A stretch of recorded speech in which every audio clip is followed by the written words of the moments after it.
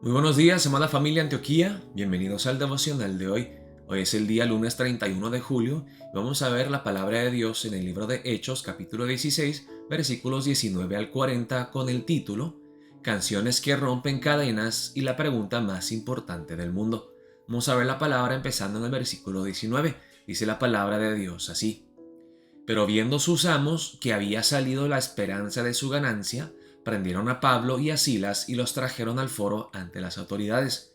Y presentándolos a los magistrados, dijeron: Estos hombres, siendo judíos, alborotan nuestra ciudad y enseñan costumbres que no nos es lícito recibir ni hacer, pues somos romanos. ¿Para qué pasó en el pasaje de ayer? Bueno, primero vimos cómo Pablo predicó la palabra de Dios cerca de un río y una mujer llamada Lidia, que vendía telas púrpuras en Tiatira, es convertida. Luego vimos cómo al predicarse el evangelio, una niña endemoniada que tenía un espíritu de adivinación es liberada. Dice aquí en el versículo 19 que viendo sus amos, los amos de esta niña, que había salido la esperanza de su ganancia porque ya no podía adivinar, ya no tenía el espíritu de adivinación, entonces no podían ganar dinero. Entonces ellos se enojan con Pablo y Silas y los acusan falsamente. Bueno, una de las cosas que hemos visto es que cuando Jesús o cuando Pablo, cuando los cristianos empiezan a tocar los bolsillos de la gente se molesta. O sea, vean qué triste que estos amos, a ellos no les importa el bienestar de la niña. Yo creo que la gran mayoría de las personas viendo que la niña es liberada dirían: wow, qué bueno que esta niña ya es libre, que puede vivir tranquila y contenta. Pero a ellos no les preocupaba el bienestar de la niña, ellos simplemente querían dinero. Por eso cuando ven que ya no pueden ganar ese dinero, se enojan con Pablo y Silas. Al igual que Jesús, vemos en Marcos 5, en el acontecimiento del endemoniado Gadareno, Jesús libera a un hombre endemoniado y los demonios le piden a Jesús que por favor les permita que ellos se entren en los puercos. Y muchos de estos puercos entonces se matan, se tiran al agua y se matan. Y vemos la reacción de la gente de ese pueblo. En vez de decir: wow, qué bueno que este endemoniado ya ha sido liberado, le dicen a Jesús que se vaya de ese lugar por la pérdida del ganado. No, del ganado no, la pérdida de los puercos. El hombre solamente quiere dinero. Y si Jesús de alguna manera les quita la oportunidad de ganarse ese dinero, se molestan. El Dios que tienen muchos es la moneda, es el dinero, es el Dios, el mamón, la plata. Y vemos lo mismo que ocurre aquí. Y se agrupó el pueblo contra ellos, y los magistrados, rasgándoles las ropas, ordenaron azotarles con varas. Y fueron azotes duros, o sea, dejaron las espaldas de Pablo y Silas completamente ensangrentadas, despedazadas completamente, casi como le hicieron a Jesús antes de la crucifixión. Después de haberles azotado mucho, los echaron en la cárcel, mandando al carcelero que los guardase con seguridad, el cual, recibido este mandato, los metió en el calabozo de más adentro y les aseguró los pies en el cepo. Esto era una tortura, porque además de tener sus espaldas completamente deshechas y despedazadas, ahora tenían sus pies bien sujetos en el cepo. Eso significaba que ellos no podían acostarse, tenían que quedarse sentados con sus espaldas completamente abiertas, ensangrentadas y sin poder descansar, sin poder acostarse, estar sentados todo el tiempo. Fue una tortura terrible para Pablo y Silas. Pero vemos que a pesar de la adversidad, a pesar de la aflicción, a pesar de las circunstancias tan adversas, Pablo y Silas cantan alabanzas a Dios. Pero a medianoche, cuando tienen que estar durmiendo, orando Pablo y Silas, no duermen, sino oran. Orando Pablo y Silas, cantaban himnos a Dios y los presos los oían.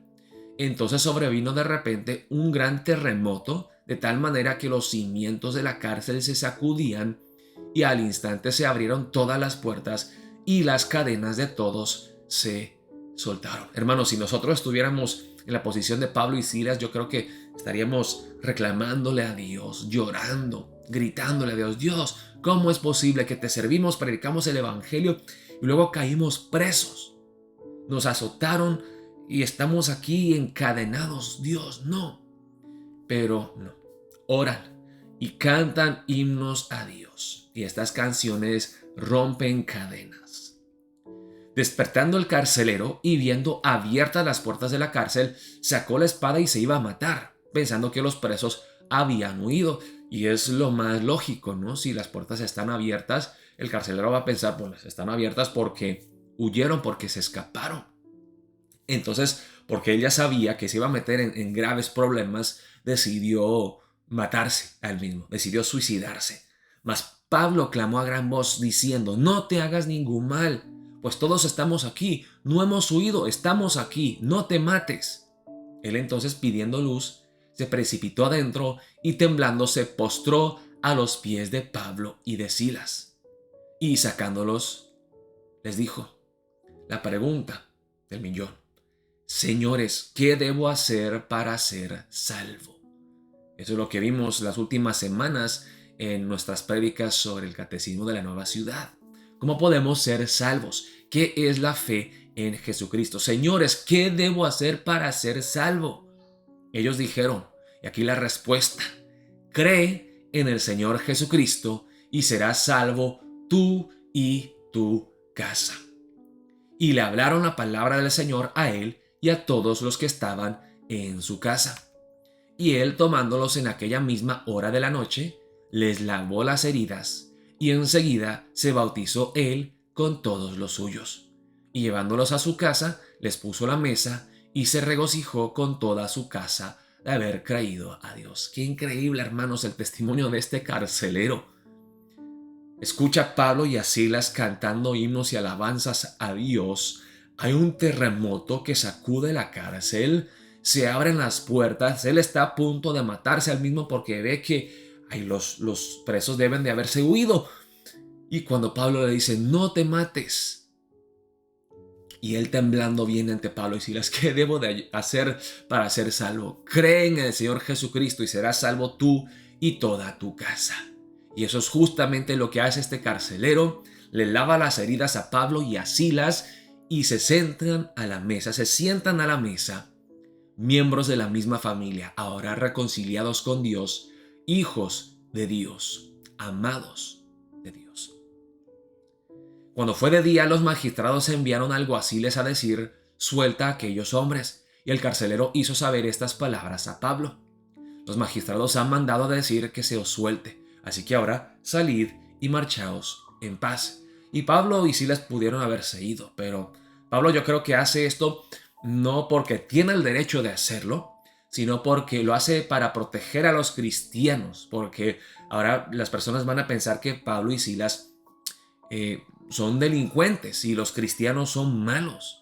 Entonces aquí Pablo hace esto para mostrarle a todo el mundo que ellos son inocentes y de esa manera tal vez para proteger a los cristianos. Pero Pablo les dijo: después de azotarnos públicamente sin sentencia judicial, siendo ciudadanos romanos, nos echaron en la cárcel y ahora nos echan encubiertamente. No, por cierto, si no vengan ellos mismos a sacarnos. O sea, todo lo hicieron a secretamente. Nos golpearon, nos encarcelaron secretamente. Disculpe, nos encarcelaron y nos acusaron públicamente y ahora nos quieren echar secretamente. No, tenemos que vindicar nuestro nombre, nuestra inocencia ante la gente. Tenemos que comprobarle a todo el mundo que nosotros no tenemos ninguna culpa.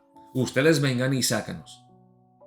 Y los alguaciles hicieron saber estas palabras a los magistrados, los cuales tuvieron miedo al oír que eran romanos.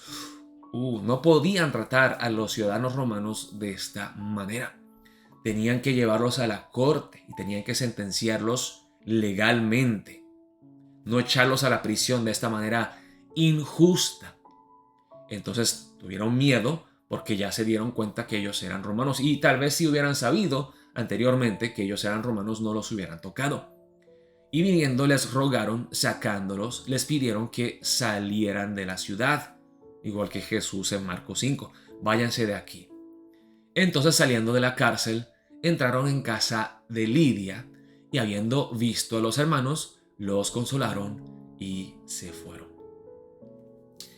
En el libro de Hechos vemos estos milagros, cómo Dios obra de una forma tan poderosa y sobrenatural.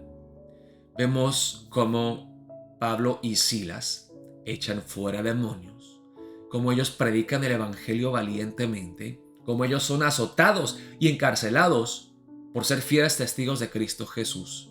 Y a pesar de todo este trato injusto, alaban a Dios, cantan en la medianoche, oran y Dios obra, Dios los libera milagrosamente. Vemos como el carcelero, escuchando los cánticos de Pablo y de Silas y luego escuchando el evangelio predicado por ellos, se convierte al cristianismo. Hermanos, oremos para empezar el día de hoy. Que en nuestras vidas y en nuestra iglesia se vea el mismo poder del evangelio obrando para transformar vidas, para salvar almas, para sanar heridas y que Dios sea glorificado. Porque muchas personas creen que estas cosas ya no pueden ocurrir en el día de hoy. Por una parte es cierto que estas cosas ocurrieron en la iglesia primitiva para confirmar la veracidad del evangelio y el poder de Dios. Pero el mismo Dios que oró en el libro de Hechos es el mismo Dios que nosotros adoramos hoy, que servimos hoy. Así que oremos, hermanos, que Dios nos use como instrumentos de bendición, como misioneros, como mensajeros del evangelio. Aquí como vemos a Pablo y a Silas predicando la palabra de Dios fielmente. Que Dios nos use y que Dios expanda su reino, que el evangelio corra hasta los confines de la tierra a través de nuestras vidas, a través de nuestra iglesia. Oremos de esa manera para empezar el día de hoy. Dios los bendiga, amada familia Antioquía.